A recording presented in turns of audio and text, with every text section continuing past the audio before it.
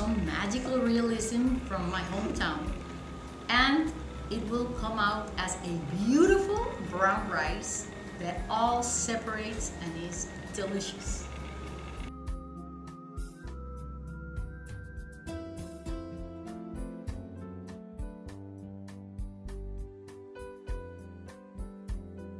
This is brown rice with its shell and everything on it, and it's super simple to make. Basically, we're gonna add the rice to the pot. We're gonna add about a half a teaspoon of turmeric. We're gonna add a teaspoon of salt and a couple of teaspoons of olive oil.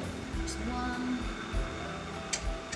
there's two, and we're gonna add 2 cups of water, but make sure they're full to the rim because this rice needs a little more time to cook.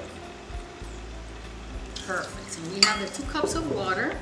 Now we mix this and we are going to bring it to a boil. Let me put this in high. And as soon as this boils, we are going to cover it and leave it covered and unopened for 50 minutes, 50. After those 50 minutes, your rice is perfectly done and ready to be eaten. We're gonna cover the pot and we are gonna put it in low and wait 50 minutes, 50, and in 50 minutes, it's gonna be completely ready and perfect to eat.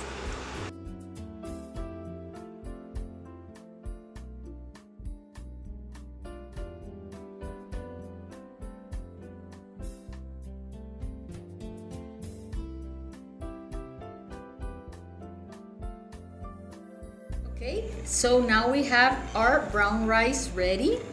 It's yellow, of course, because we added some turmeric. That's gonna add so much aroma and flavor. And what you see on top are fresh peppercorns. So it's gonna be a little bit on the spicy side, but you don't have to add the peppercorns. I just added them because I wanted it to look beautiful with a little bit of oregano on top, which you could also add inside.